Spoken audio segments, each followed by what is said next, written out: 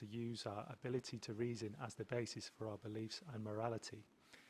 He is a man largely forgotten and greatly misunderstood, yet ironically quoted by all and every political faction in the world today. Moreover, his ideas about democracy, equality, slavery, pensions, healthcare, and education would have created a very different kind of world if they had been acted on. Please join the conversation in June during the event. Enjoy.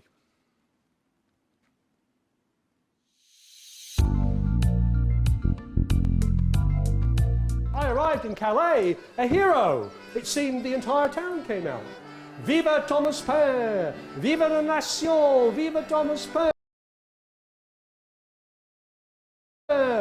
I was made an honorary citizen. I was elected delegate to the French Assembly, despite my lack of French. C'est la vie. Same welcome in Paris. But much had changed in 15 months. The September massacres. 1,300 political prisoners murdered in Paris. Priests and royalists murdered in the countryside. The French Assembly full of politics. Yes, Louis and Marie Antoinette were under lock and key. But when Danton said, "The French Republic, it is one and indivisible," would he have been correct? Well, the National Convention convened. Now, there were three tiers. You had the nobility, or as I often called them, the no-ability.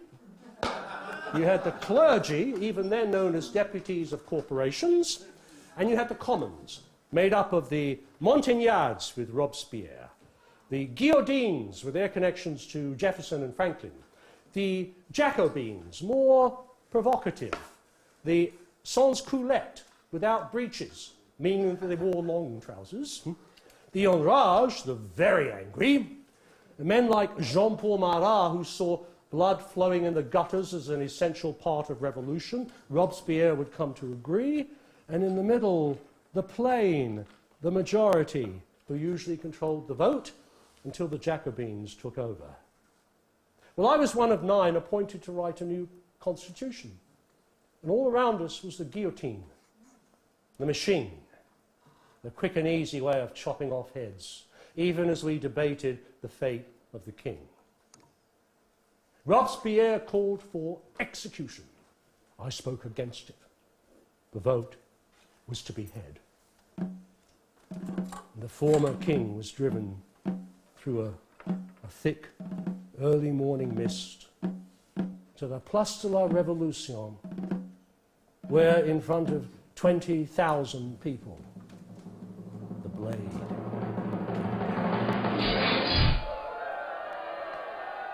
I was a marked man, and the Jacobins began to devour the guillotines, and the Committee of Public Safety took over, and we entered the terror. And England had found me guilty of sedition, so she was looking to hang me by the neck until dead. Given a choice, I would rather opt for the guillotine. I nearly did.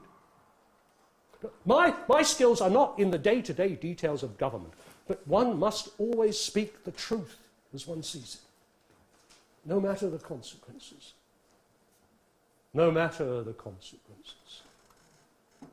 I retired from all public life as I watched my friends lined up for the machine or taking the path of suicide. And so I sat at Rue Faubourg Saint-Denis, a delightful place, actually, more like a country dwelling than a Parisian house. Now, we had chickens, ducks, geese, turkeys, rabbits, 2 pigs, and the best orange apricots and green gauge plums that I've ever tasted. And as I sat and waited for the knock on the door to take me away to the machine, I wrote Age of Reason, part first. Now, ironic in that I wrote it to inspire mankind to a more exalted idea of God, and as an attack on atheism, and on the slaughter of priests, and on the idea of a state religion. But this is the work that would be used to instigate the mutilation of my reputation. So, extracts. I believe in one God and no more. And I hope for happiness beyond this life. I believe in the equality of man, and I believe that religious duties consist in doing justice, loving mercy, and endeavoring to make our fellow creatures happy. But I do not believe in the creed professed by the Jewish Church, by the Roman Church, by the Greek Church, by the Turkish Church, by the Protestant Church, nor by any church that I know of. My own mind is my own church. Each of those churches accuses the other of unbelief, and for my own part, I disbelieve them all. Now, I do not mean by this declaration to condemn those who believe otherwise. They have the same right to their beliefs as I have to mine. But it is necessary to the happiness of man that he be mentally faithful to himself. Infidelity does not consist in believing or in disbelieving. It consists in professing to believe what he does not believe. And let us bring the subject of the adulterous connection of church and state fairly and openly before the world. And as to the Bible, whenever we read the obscene stories, the voluptuous debaucheries, the cruel and torturous executions, the unrelenting vindictiveness with which more than half the Bible is filled, it would be more consistent that we called it the work of a demon than the work of God. It is a history of wickedness that has served to corrupt and brutalize mankind. And for my own part, I sincerely detest it as I detest everything that is cruel. And every religion is good that teaches man to be good. And the world is my country. All mankind are my brethren. And to do good is my religion. And God, oh, I stand in awe of God and his creation. Everything that we see and touch and reap and eat is his magnificence. But I believe that if, when you look at this creation, you feel a need to understand what God was thinking, then look into yourself for that understanding. Not to some man in brightly coloured robes, in a building full of brightly coloured glass, all the better to dazzle you, but not to help you understand God. And that, ladies and gentlemen, in brief, is deism. And there were many of us. Washington, Jefferson, Franklin, Hancock, Madison, Hamilton, and myself. On December 27th of the second year of the French Republic, one and indivisible, to the deputies, the Committee of General Sûreté resolves that Thomas Paine be arrested and imprisoned, that an examination be made of his papers, and those found suspicious put under seal and brought to the Committee of General Sûreté. And at some time after 3 in the morning, hours after I had finished part first, the knock on the door came. Well, I managed to get the manuscript to a friend, and I was then deposited in Luxembourg prison, Paris. I was 56. Now, there was no particular reason for my arrest, but I was hardly unique in that. I worked on Age of Reason Part 2nd, again in all haste, because none of us could see beyond 24 hours. Then, in a cell with 3 kind Belgians, it appeared that my death would come not from the blade, but from typhus, when a miracle occurred. Yes, even for an infidel deist like me. See, when your time had arrived, a mark was put on your cell door in the morning, and then before midnight you were rounded up and taken to your trial, and usually on to meet your maker. Well, our time had arrived, and a 4 was marked on our door, except the door happened to be open at the time, to allow more breezes into the cell to soothe my fevers. And with the coming of the cooler night air, the door was closed, and the mark was on the inside. And the angel of death passed over again. Luck, a bribe, a well-placed friend. God works in mysterious ways. 168 were taken away that night. 8 lived.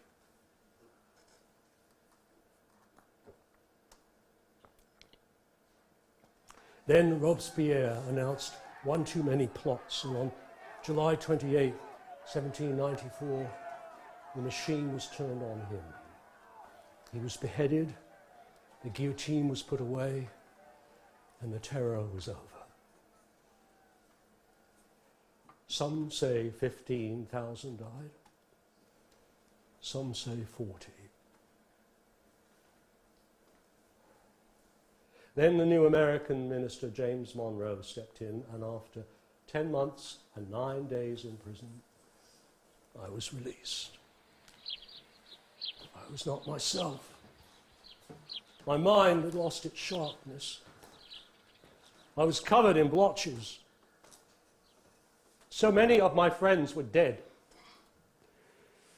Monroe did not think I would survive the winter,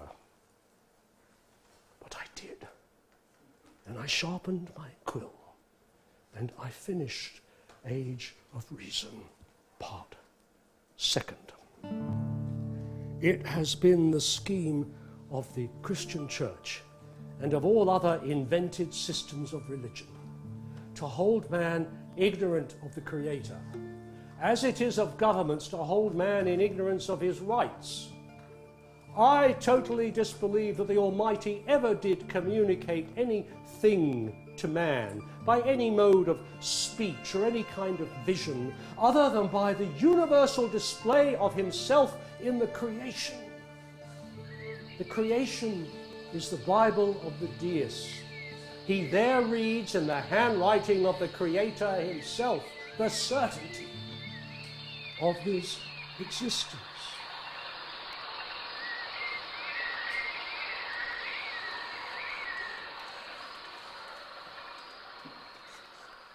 Well, it was a great success in England, and in Italy I was a curly-haired Thomas Paine.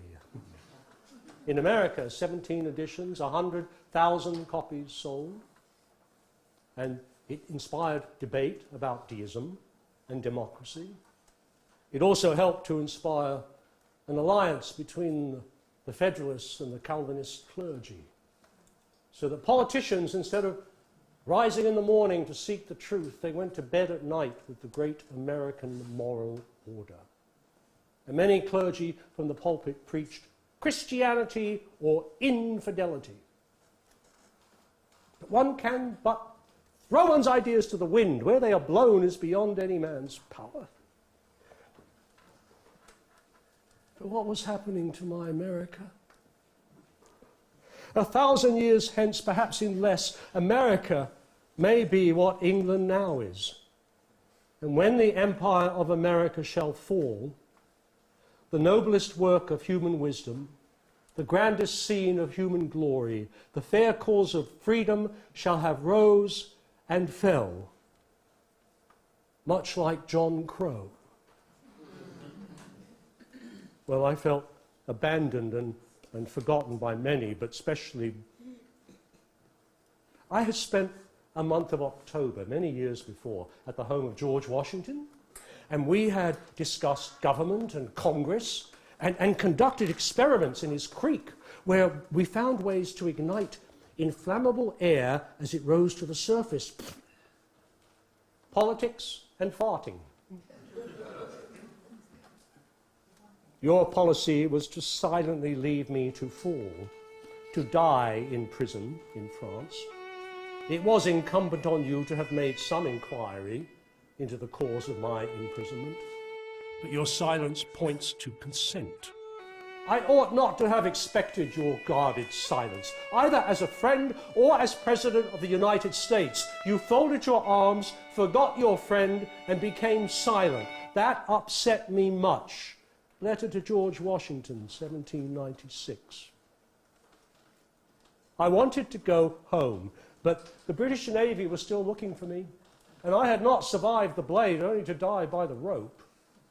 So I stayed in Paris with my French publisher, Nicolas de Bonville, and his wife Marguerite and their children for 5 years. I rose late, read newspapers, wrote, walked, always walked to visit friends, worked on my mechanical ideas, and had many, many visitors, some of whom I enjoyed. I believe the feelings were often mutual. Napoleon came, said he slept with rights of man under his pillow every night, that every city in the world should have a gold statue of Paine. I felt flattered. We devised a plan to invade England in 1,000 small boats and free the people from the monarchy. Then instead he went to the Nile. I wrote, Napoleon is the greatest charlatan of all time. Did not go down well. And perhaps Sarah Franklin was right. Perhaps I should have died the instant I finished Common Sense and lived on as an enduring hero. And perhaps Burke was right in that too many people died in the French Revolution, and that the tyranny of kings would only be replaced by the tyranny of emperors.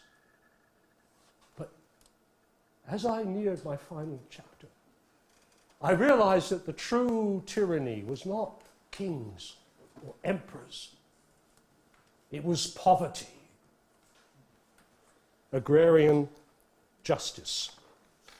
It is wrong to say that God made rich and poor.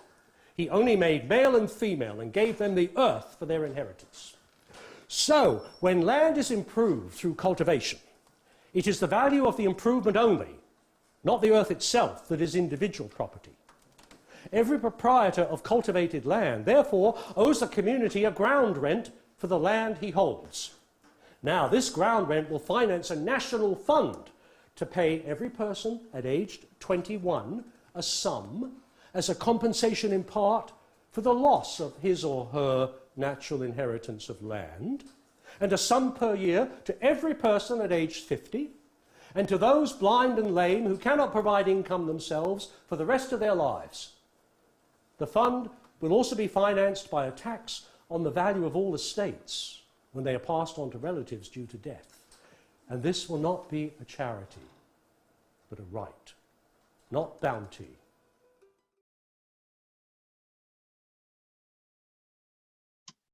We are live, ladies and gentlemen.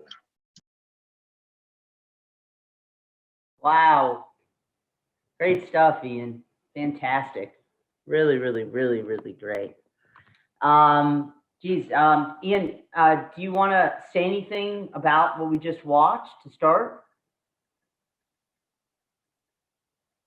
You're on mute, Ian.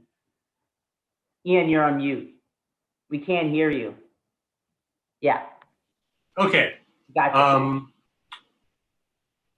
Well, I chose this clip of the film particularly because it's his time in France, in Europe, which I thought was important. And it also, to me, two of the most important themes in his life were about government looking after its citizens, and also the idea of deism and the separation of state and religion. And those are both in this section. So I thought those would be interesting.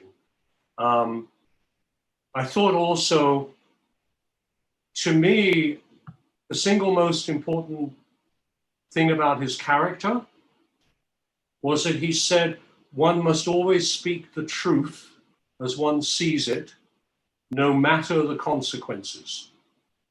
And that's how he lived. And he was nearly executed twice.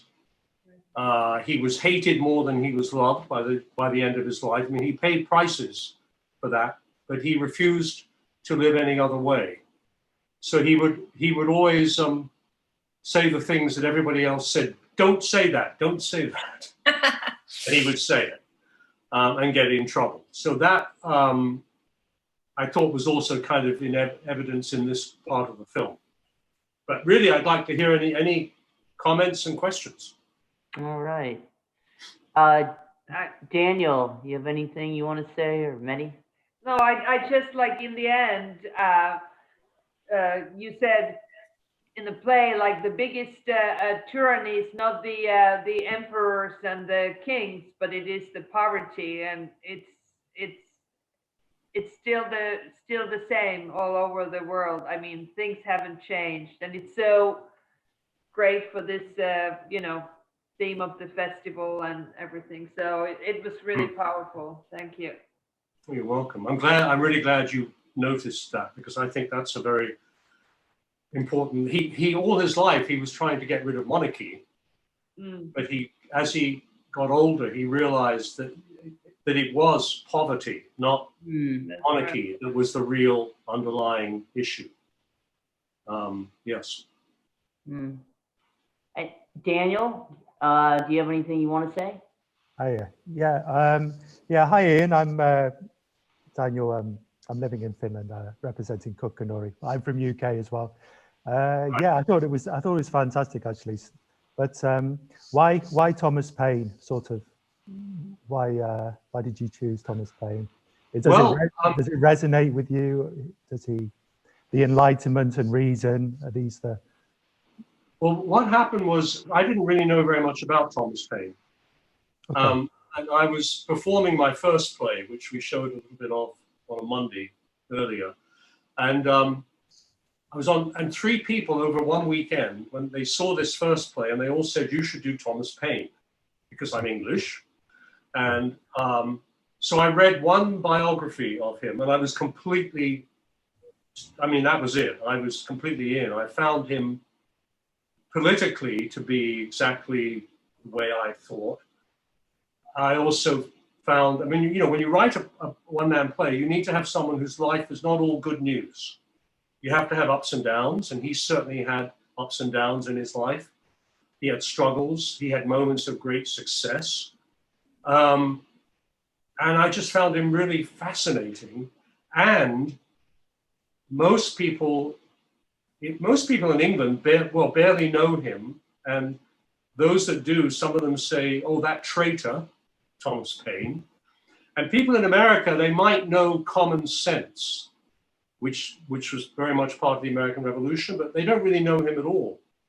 So he's also kind of unknown and misunderstood. He's a man who Ronald Reagan quoted politically. The evangelical movement think they love him. The left wing love him. I mean, so he's one of those men that's, I just wanted to try to sort of, not set the record straight, but give my interpretation of him, because he was so important. He changed the world, literally. He started the American Revolution. And then he was very active in the French Revolution. And then the whole concept of reason he articulated. So he really did change the world. So yeah, great. Once I met him, it was easy. Great. And do you think at the moment some of these sort of Enlightenment values, do you think they're, at the present time, do you think they're being challenged? Or like, for instance, freedom of speech and what he would promote? I think there's certainly they've been challenged in America for a long time, I think. Yeah. I think capitalism is not a happy bedfellow with Enlightenment. Okay. So, and America has always veered to capitalism and individualism in a way that's not my understanding of the Enlightenment. So I think, I mean, I would not say America is a country ruled by reason today. I think most Western European countries have a lot more reason, not entirely, but a lot more than America. So I think America has further to go in trying to realize the kind of concepts of the Enlightenment. Yeah. Right.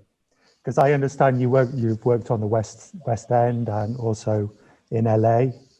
So how does that compare, the US and the UK? Well, the truth is, I think so far, I mean, I've done a lot of performances, but they've usually been to, well, either to sympathetic audiences politically, or to students who have been interested in the story. I did do a tour of England, a short tour of England, and that went well. But again, I performed in all the towns that he lived in, where he had a history. Okay. And I didn't have, the audiences were very enthusiastic and sympathetic to him. but it was in his towns, you know. Yeah. I haven't had a sort of anti-Paine audience yet. I wouldn't mind that. It's just that those people don't want to book me, I guess. Yeah. Because if they don't like him, I mean, I would love to do performance. Well, we're not doing any performances right now, but when they come back, I'd love to do them in America for evangelical groups. Yeah. To get there, to have a real discussion afterwards. Because, you know, I had 5 scholars that I worked with on this play. It's accurate, as much as history is ever objective and not subjective. But I haven't had those kind of audiences yet. I would like them. Okay, that's good. So what do you think, if you had an evangelical audience, how do you think you would deal with that? Or do you think you would find common ground? Or I think there'd be common ground in the American Revolution and in, I think, quite a few of his writings about human rights. I think the problem would be the deism, which is what you saw in this section. Yeah. Because he went through the Bible line by line and tore it to pieces. Literally, pretty much literally. He didn't like any books of religion. But I think that's where his concept of God is so different to the evangelical concept. The one saving grace, if I can use the word grace, is that deists believe everyone had the right to their own religion. okay. Including deists and including atheists. So deists would say to evangelicals, you have the same right to your religion as I have to mine. And maybe there'd be some common ground there. I don't know. Yeah. It would be an interesting debate afterwards. Yeah, of course, with freedom of religion. So in America, that comes from that. Yeah. Okay. It's a very hot issue. Yeah, that's true. Has anyone else got any questions for Ian? Just a comment. Thank you so much, Ian. I also saw the other play or parts of it in one of the Monday meetings, and I really enjoyed this one too. And since I'm coming from the educational background, I just love the idea of making it alive, you know, bringing it to life for people, and through that to understand how things have developed and where we are now, and where different ways of thinking came from. So, yeah. Are you a teacher? Well, I'm a bit of everything, really. I have no labels and no walls. No walls, okay. But basically, and it's interesting because there was something that you said. I can't, you know, probably what made me thinking of was to thine own self be true. You know, like speak your truth, whatever, you know, will happen. And that is also that is my motto for life. And it's not, you know, it it helps to be menopausal. You know, you don't care anymore. But basically, so I'm having a talk later on alcoholism, and you know, and there's a lot about this judging people. You know, like what we were just talking about, also about religion, not to accept the other person as who and what they are, but to trying to force them into something that they're not. And for me, that has a lot to do with the whole way the world goes at the moment. And I suppose if at some point we had taken another turn, we could be somewhere else, as it was also said in the introduction. So, but thank you very much. Well, you're welcome. And just so you know, I'm actually working here with the 2 teachers' unions. I'm creating lesson plans for both, and they're both based on the 2 films, so that students, they watch a clip like you watched, and then there are questions for them to research. And if there would ever be any interest in Europe, let me know, because they're almost finished. And you know, my aim is to get as many young people as possible to to consider these questions. And I think for students to watch a little bit of a film is sometimes more interesting than to read a textbook. And that's the whole idea behind these plans. So you can always get in touch with me through Michael. If if there's a way to spread them further outside of America, that would be great. 100%. Ian, is that one of those unions, UTLA? Well, I'm working with the American Federation of Teachers. UTLA are part of That's right. FT and also the NEA. So I'm working with the national. But I've also, last week I sent letters to all the officers of the UTLA, and they're going to be the president of UTLA. And Yep. the association. So of just the bringing up teachers. education and plugging tomorrow's event a little bit. Yeah, I would love to have you part of that. What time is that? 8 a.m. Okay, I could do that. I could be brave. No, that's good. If you go to I'll send you a link, but if you go to the event page, the president's going to be on talking about education and unionization. Inspired a lot by your other play, The Opponents of Unions. Sorry to interrupt. I just wanted to plug that a little bit. No, I will be there because I want to involve them in these lesson plans, this whole idea, as well as, the AFT, has 1.7 million members, and that's great. But I live in Los Angeles, so UTLA is the local union. So yeah. Biggest, so I will 8 o'clock. Actors don't like getting up early, but I'll be up early. I'll be there. But yeah, send me the link. But whatever. And Cindy's also Cindy, if you want to say anything. Not necessarily. Yes, I'm a teacher too, but I'm not working at the moment, so I don't have any students to share with. But I do have people I could tell about you. That would be really fun. I think it's a fun idea. These, eventually teacher can use this in the classroom, but it can also be an online lesson, a remote lesson. And around here, they're all online anyway. So, and I think this is also an excellent idea that somebody outside of our school or anybody's school like you are making things that we can take and use. I think that's a really good. Yes, all my colleagues are online, but I'm retired, so. Right. You probably have. I assume your students probably pretty much all have laptops and have internet. Yeah, access. they do. The school gave them iPads or laptops. Most everybody got an iPad for this. Again, America's about 30 years behind. Yeah. Give or take 50. You still have landline phones, I guess. I like my landline. I have a landline as well as my cell phone. I just prefer. Yeah, we have them in museums. Yeah. Was Thomas Paine a Quaker? Was Thomas Paine a Quaker? His father was a Quaker. Okay, yeah. His mother was Church of England.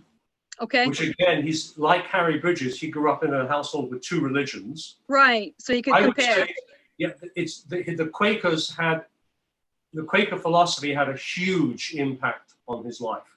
Yes, because he says, think for yourself. Read the book, but think for yourself. Yes, and the Quakers, as far as I understood, were the most. They saw equality more clearly than any other religion of the time. And I think a lot of Paine's attitudes to slavery, which he abhorred. Yeah, absolutely. From Quakers. I think they had a huge impact. He had a falling out with them, unfortunately, because he criticized them for being pacifists during the American Revolution. Oh yeah, that's pacifist. They definitely are. But Quakers made their women equal from the very get-go. Yes, which is, my God, how ridiculous. Yeah, so it had a big impact on him. But definitely pacifist. No, you bear no swords or guns. No. Right. Yeah. Interesting. Okay. Yeah. Yeah. Yes, big influence. And what's the similarities? Because you have obviously two people that are historical figures, Harry Bridges and Thomas Paine. What are I know you probably got this question a lot, but what were the similarities? What were the differences, and kind of what were the big takeaways in your own life, kind of like that by playing them? Oh my God. Well, similarities. One is they both grew up in households with two religions, where there was some friction, and that affected both of them in how they saw organized religion.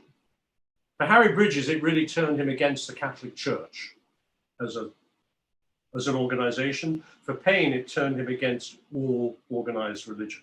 So that's one similarity. It's amazing how they both fought prejudice. For Paine, it was fighting slavery. For Bridges, it was fighting racial discrimination against blacks in America, but it's the same fundamental theme. They both saw that government should have concern for its citizens, which in Europe is assumed, not so much in America. And Paine in the 1790s wrote what we now call the New Deal that Roosevelt had passed in the 1930s. Paine basically wrote that in the 1790s. Wow. So, and Bridges was very much of the same way of thinking about things like Social Security. Bridges wanted a national healthcare system starting in the 1920s. So they had very similar political views in those senses. They were both very misunderstood. And, the government tried to get rid of Bridges for 21 years. And Paine was pretty much hated by many people by the end of his life. So there are lots of similarities. What I took away was that both of them were incredibly brave. Yeah. I mean, Bridges also would say what he thought was right, and often get into trouble for it. And that was very inspiring, especially when I started with Bridges, because I'd never done anything like that.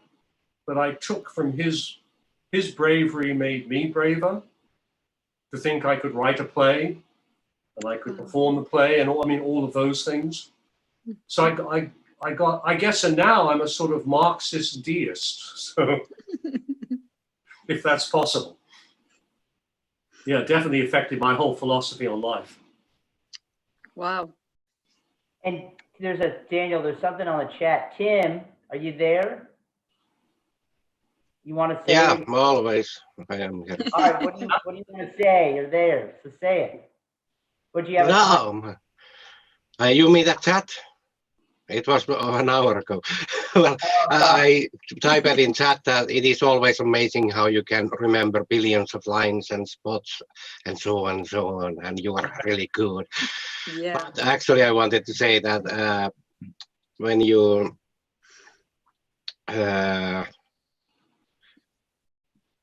combine theater and school, it is always good thing. You can teach better, way much better in example like you are doing. If you think about it, that it would be kind of teaching. It is better way doing than just reading a book. It is really good. It teaches a lot. People will learn it on that spot, in that moment. It will give them powerful memories, and it is really good. And we need a lot of more of that kind of thing. Yes. So, thank you. Thank you. You're so right. And I perform in Los Angeles area for a lot of community colleges, which are for, what's the equivalent of it? They're 2-year colleges here. They're for students who don't get into university. Okay, and so they're usually like age 18 to 25. In Los Angeles County, 60% are immigrant, either literally immigrants or their parents were immigrants. Wow. 60% are the first to ever ever have higher education. 30% live in poverty. There are all these statistics. So Bridges and Paine were both immigrants. When I perform live, they may not get every nuance of everything I say, they get that these men were immigrants who came to America and changed the world, and that you can do that. And it's incredibly powerful. When the students, they don't all get it, but when the ones that get it, they really get it. And you can see them thinking, oh my God, there's hope for me. You know, it's wonderful. Yeah, really great. Oh, my heart. Josh, do you have anything you want to add? Josh? Sorry? Do you have anything you want to add at all? Me? Yeah. No, Josh. When I saw the play, it was pretty good. It's magnificent. It's like, yeah, like it's good. It's I like the, yeah. I watched the play. It was magnificent. Fantastic. Thanks, Josh. Thanks. Looking good. You have a question? Did you have a question, Daniel? Oh, sorry. Yes, Ian, I just wondered, like, with your activism, has it grown over time? Because it obviously seems very important to you, and has it been a gradual thing, or have you always been sort of caring of marginalized people? Well, good question. I mean, when I lived in England, you know, I voted for the Labour Party, right? Okay. It was only, no, I was not very active. I was certainly not active in any of my unions that I was a member of. I mean, I was always kind of a liberal, you know. So when I started work on Harry Bridges, it really changed me politically. Okay. And I began to realize things like you can't always believe what you read in the press, because I learned about things the press said about Harry Bridges, which were untrue. That's just one example. I began to realize the amount of oppression in America and racism, which he was so against. And the same thing with Paine. So yeah, it has made me more, I mean, I'm a bit old to go out marching nowadays with the pandemic, but it has made me much more what in America I think we call radical or extreme. I mean, you know, the economic theory of Marxism I actually think is a wonderful theory, which I didn't know about before, really. The idea of deism, I think it's a wonderful, not the only way to look at the creation of the world, but it's a wonderful way, one way that I'm closest to of any I've come across. So, I mean, you really can't get involved in these stories and not be affected by them. Yeah. And I think you have to admire the men in order to write the plays, to spend so much time researching them. Not that they're perfect in any way, but yeah, they've both made me much more politically aware. Yeah. And I wanted to ask, I'm sorry, Dan, do you have something else you were going to say? Carry on. Oh, okay. I was just going to ask, you know, we had a panel on yesterday talking about artists and activism, and it dealt with people who, largely the conversation was about people who had a lot of influence, you know, famous people. I guess my question is, for regular artists, you know, obviously we're artists, you know, that's our profession. But what is the role? Like, where do you see how we fit in, or you fit in with the activists? Because we're not teachers, we're not educators, but we can tell good stories. So where is that role that you see yourself? And where do you see that role in kind of, I guess, where we're at now, which is pretty much, I mean, you know, could be another, you know, something happening here. Yes. Well, you're going to say revolution. Yeah, I don't even want to say it, but you know, it's getting more real. So I guess that's my question. Yeah. Well, when I was in drama school, we did wonderful plays, great plays. You know, we did Shakespeare, we did Chekhov, we did Noel Coward, who I think was a great playwright. Then you come out into theatre in England and you do a lot of you don't do many great plays. You do some. Then I came to America and I worked in television doing kind of cops and robbers, and which meant nothing to me. To me, what's exciting about being an actor or a writer or whatever your medium is that you are trying to show some elements of human society and human personality that people can consider and maybe learn from, and maybe see themselves in a play, or maybe be inspired to see a better society in a play. But the play should be not just to make you laugh. I'm not talking about political theater, but theater that the audience go out feeling a bit richer than when they came in. That's my ideal. So what happened for me, I gradually got tired of doing the kind of commercial work of an actor in Hollywood, and television is much better today than it was then, I think, but it wasn't satisfying that need. And then what happened was I did this little play about Harry Bridges that didn't really go anywhere, but I suddenly thought, oh my God, this is someone who I would like to be telling the story of. This is taking me back to when I was at drama school, and it made sense. There was a purpose. And then I found when I began performing that there was this audience, not necessarily a normal theater audience, but unions and things like that, that just were so hungry for it.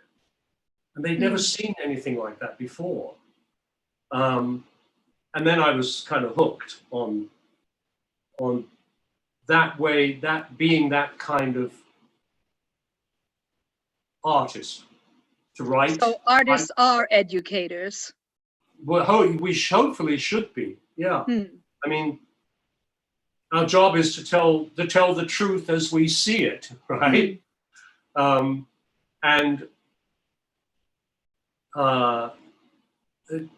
Sometimes you find the truth not just through speaking truthful lines, but through the situations you portray. The truth comes through that. But yeah, that's our job. I mean, without getting too superior, that's our job, is I think, to try and do that, whether we succeed or not. But yeah, so follow-up question, and then we asked it from Catalisti as well, is about audiences. So, how, for theater or film or TV or whatever, there's so many themes in every story that kind of overlaps universal truths. I think, we had Funkified Shakespeare Company on yesterday, talking about how they go to South LA and they make Shakespearean stories, original musicals out of the themes. With their ass. Yeah, and so I guess the question is, how do we reach out to audiences? So to get as diverse of an audience as possible seeing these stories, what has been your experience? Like you mentioned, you went to London, going to different places, but they all had a relation to Thomas Paine. But how do we get these stories that we want to share to people that maybe aren't necessarily know about it, or yeah, it's a challenge, because certainly in terms of live performance, I basically get booked by people who are already interested in the subject matter. One way for me is, again, going back to these lesson plans, the idea ultimately is that the lesson plans will be available to every teacher in America free. And so it's up to them whether they ever use them. But that's one way to try and, I tend to think in terms of numbers. I like the idea of getting out to a lot of people. But I also, it's very important for me to perform live when I can. I'm missing it right now, just to a group of people, because that keeps me tuned in to what's going on. But you have to find ways. I do think getting these stories and getting most stories to students, to young people, is really important. You know, my stories are historical. That's one way to go. Another way to go is obviously to write or create things that are to do with life today, which is more immediate than what I do. I have to hope that people can pick up the similarities between my historical story and what's going on today, because there are lots of similarities, but you have to hope they get picked up. But it's always it's a challenge. How do you get to the people that disagree or don't know or don't care? How do you get to them to try and spark them to get involved? You just have to you have to try and find, whether it's, for me, it's going to a college where the college has no money, so I get grants to pay myself so I can do them for free. That's one way. Getting these films onto PBS in America was another way. So it's doing this. Somebody might have seen this today, and you can buy the film. We're going to sort of talk about that on Vimeo for $3 a download. But you know, somebody might suddenly discover Thomas Paine. It might affect their lives. So you just have to try any avenue that comes along where you might be able to tell the story. Yeah. Daniel, you had something you want to say? Sorry, just a second. Yeah. So also, Ian, with your, I saw you have a Tesla project as well. Yes. So it looked really interesting, actually. Is it sort of on a similar line that you're telling this historical story? And yeah, it's very similar. I mean, I've realized that when I write a play, they're all very similar in structure, in that I basically come out and tell you my story. So, and I have, with Tesla, I have quite a lot of cues, because I'm trying, the challenge, well, there are lots of challenges with Tesla, but how you explain his science, his concepts in very short amount of time in a play is very challenging. You know, the importance of the alternating current induction motor, which powers almost everything that moves in the world today. Yeah. But how do you explain that in 45 seconds? You know? So it's a challenge, but it's, and again, well, he's slightly, he's not the same politically. He doesn't have quite the same similarities as Bridges and Paine. But he did want to give free power to the world, which would have completely changed the entire planet. Yeah.